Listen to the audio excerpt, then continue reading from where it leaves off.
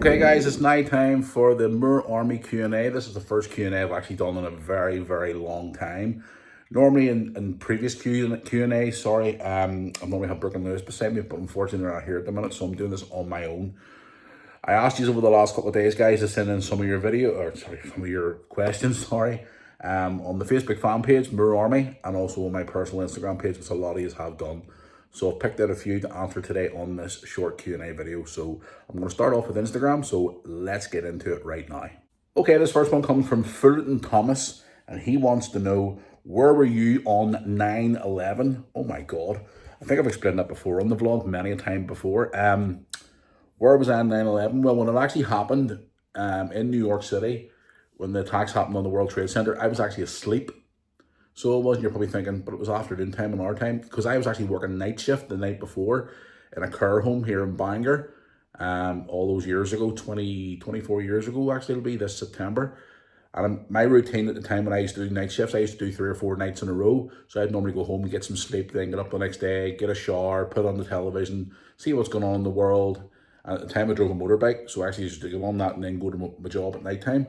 But this specific day, I didn't watch the television. I actually just slept on till maybe 4 in the afternoon, got up, got food, got shower, get ready for work, and off I went into work at about 7:30 at night to start my shift at 8 o'clock. And I remember walking into reception of the home that night, and my friend who I worked with at the time, Diane, opened up the local newspaper, and the front page was just this big photograph of the plane, the second plane hitting the tower with this big fireball in the air.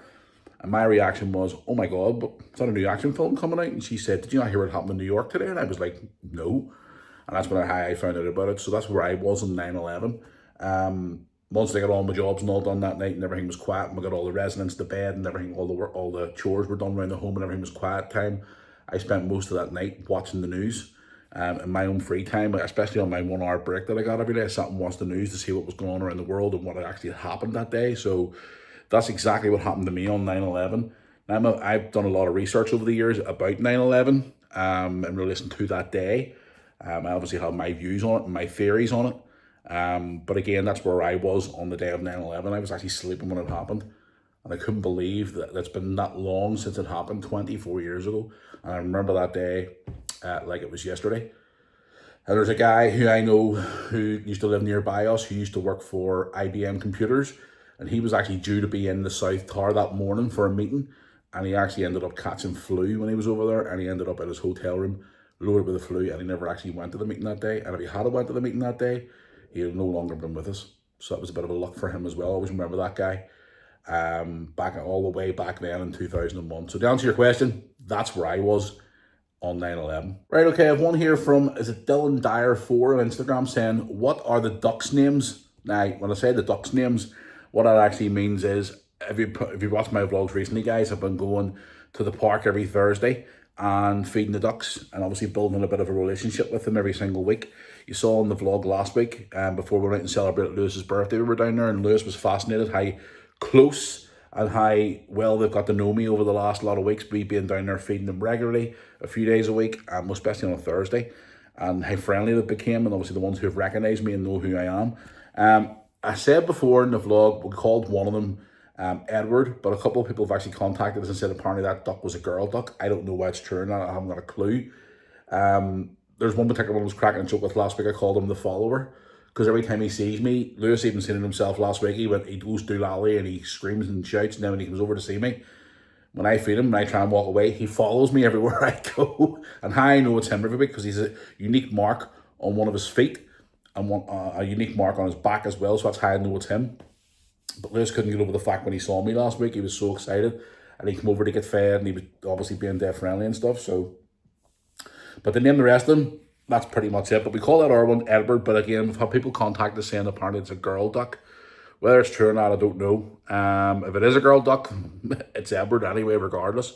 And we know who it is because, again, each one that we've got to know has unique marks on them in certain places on their body, so we know it's them. But anyway, yeah, that's to answer your question. That is the name of the ducks that you see sometimes in my vlog. Okay, I've got one here actually, which I'm kind of upset with myself. Actually, looking at this, a guy who I ran into at Anfield at the Real Madrid game. It's from Crazy Scouse. He says, why won't you add me on Instagram? I'm really sorry, but obviously most of your messages, because I get so many all the time, I will follow you today. Um, yeah, I met this guy at the Liverpool Real Madrid game. He said he's been a big follower for us. Scouse fella from Liverpool, lovely lad, and he's obviously gone through the messages there before I read that message out there. He has actually contacted me a few times, so I want to publicly apologise to him right now, and I'll let him know that I will follow him back today on Instagram. Lovely fella, had a great conversation with him at Anfield at the Anfield Road end when I was at the Real Madrid game there earlier on in the season, where Liverpool went 2-0 that night. Happy days. Connor Bradley had Mbappe in his back pocket, by the way, that night. Anybody there who knows anything about football, that you know what I'm talking about. But yes, I want to publicly apologise to this guy because he was such a lovely fellow. I was chatting away to him and all. So he's been a long time follower of the channel, so I want to follow him back today. So I do apologise. So hope you take my apology. And I hope to see you at Anfield very, very soon. And stay in touch because it'd be nice to hear from you again. So yes, a public apology on the Q&A. Sorry about that, crazy scouse. Okay, I've got one here from Burra_boy1996 on Instagram says, how many football stadiums have you been to? And have you ever been to the Riverside Stadium? How many football stadiums have I been to? My good God almighty, to be quite honest with you, I couldn't honestly tell you. Now, in Northern Ireland here, I've been in most of the stadiums here in Northern Ireland.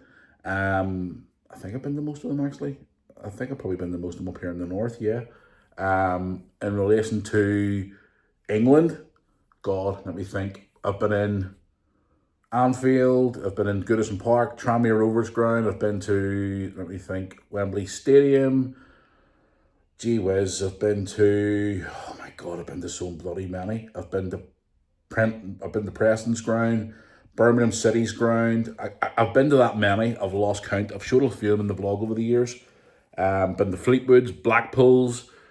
Oh my God, the list goes on and on. Amateur grounds in England as well. But to completely answer your question, your Burra_boy, 1996. I couldn't honestly answer you, but I've been to more, and I want to go to more. I do want to go to more, because I've been actually speaking to Lewis recently about going to more football matches next season. Now, Lewis obviously, and obviously Burke as well, are not in the vlogs as much anymore because obviously they grew up now in their way, living their own lives and all now and doing their own thing, which is understandable, that's fine, and I respect that and all now. And it's mostly me in the videos now, so I'm thinking maybe about launching Red Bin Football Ventures again for next season and doing more videos for football, whether it be at the lower levels or doing higher levels again, and even here in Northern Ireland, traveling, go to all different games next season and go to more games in England next season as well.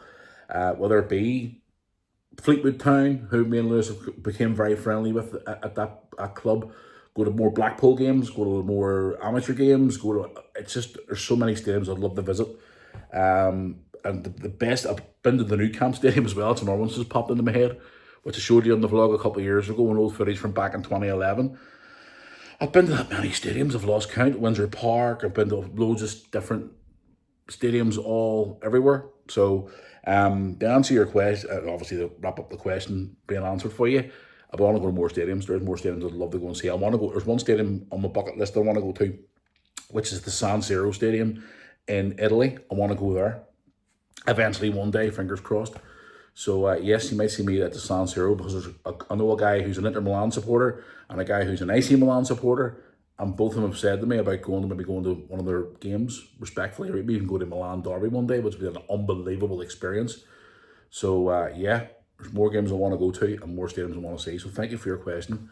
I'll read out your name again, Burra_boy1996. Thank you for your question. I do appreciate it. Okay, one more here from Instagram. Dylan_Barker_17 says, does YouTube pay well for 50k plus subscribers?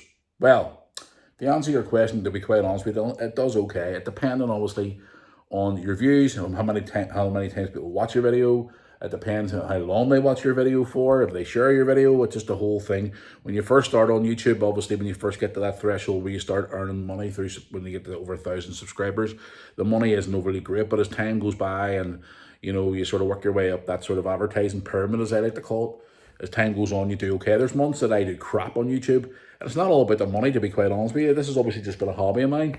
But again, there has been months where I've done very, very well, especially back in 2019, when a few of our videos were starting to go viral, and we've done quite well with that revenue-wise.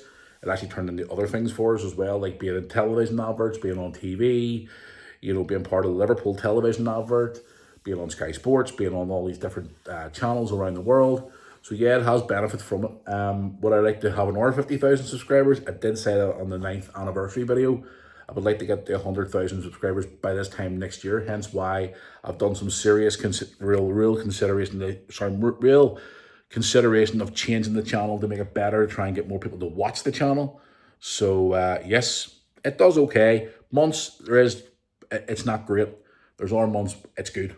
So I can't really complain. So hope that clears it up for you. And if you are on YouTube yourself, you don't earn that sort of stuff overnight. It's hard work. So just if you have a YouTube channel yourself, just keep plugging away and you will get there eventually. Thanks for your question. Okay, I'll just answer two that's been commented on the Facebook fan page. I have got mails on the Facebook fan page as well.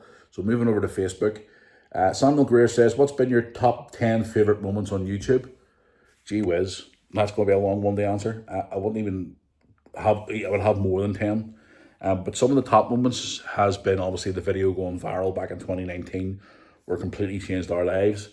Obviously our YouTube channel blew up and we ended up being everywhere. You just know the story by now, guys. Obviously birthdays, Christmases, there's just all different things, you know. Taking Lewis to his first Liverpool game, Brooke turning 16, Brooke turning 18, you know, all these different things, their achievements over the years with the kids, you know, all different videos that we've done, even right back to the very start where we used to do our wee challenge videos and all. Like me and I was watching one the other night there where Brooke and I done the egg challenge, where all the eggs were boiled bar one or two of them, and you had to crack them off your head, and you know, some broke and some didn't. It was a wee challenge that we done back in the day. We also done a thing called years ago called Pie Face. I was watching that the other night where myself, Brooke and Lewis were playing the game Pie Face. If you don't know what that is, guys, go and check it back. It's in the early videos. The Tin Can Challenge, me and Dad, me and Dad were talking about that a few weeks ago at his birthday dinner, and then I watched it about a week ago, and it was just like, oh my God, what were we thinking back then? That was like 9 years ago. But yeah, it's hard to describe. You know, I couldn't really say, pick out 10 Pacific top moments on YouTube because there's been that many over the years. In case you're wondering what that noise is in the background, actually, there's people next door getting work done to their house as I record this today. Shout out to my neighbours, by the way. Cool people. But yeah, anyway, no, to be honest with you, 10 top moments on YouTube. It's hard to pick 10, but to be up there would be the likes of the birthdays and like another one as well for me was Brooke singing at the SSE Arena at the Peace Proms all those years ago when she was still in primary school. Just so many top moments on YouTube. It's hard to pick a top 10. I could be here all day. It's like asking people who their Mount Rushmore of, say, football is, or all these different things in life. Who's your Mount Rushmore? It's hard to pick. There's been so many over the last 9 years. But let me know what yours are. If you send me a private mail and let me know what your top 10 moments are, I'd like to hear that actually from you. So I do appreciate it. But there's another comment below that there from Kieran Gilmartin, who I know for a fact is a long time follower of the channel. If you could do one thing and money was no issue, what would it be? If I could do one thing that money was no issue, what would it be? Let me think. One thing if I could do if money was no issue. First of all would be make sure my kids are secure for the rest of their life. Buy them a home. Make sure they have money in the bank and they're set up for their own life, for their own children and their own lives or whatever else. Buy mum and dad their home. Probably do the same for Tony too as well, if money was no object. Buy myself a nice home, pay all my bills off, make sure I was happy. Wouldn't flaunt it and go absolutely boogaloo mad like some people do when they're getting a lot of money. I would obviously, I'm probably laughing when I tell you, it's no surprise to you, I'll probably buy a permanent season ticket at the hospitality at Liverpool for me and Lewis to go every year, or go every game, most games anyway. I don't know, it's hard to say. The simpler things would be happy for me, most importantly family, if money was no object. And I've always wanted to go to, back to WrestleMania, which I have been there. Haven't been there since 2008. We were planning to go last year and maybe this year as well, but the prices this year have been atrocious. But Lewis and I have been talking about going next year, so that's probably what I would do with that money. So yep, thanks for your question. Money no object, God. To live with no worries of money. Wonder what that feels like.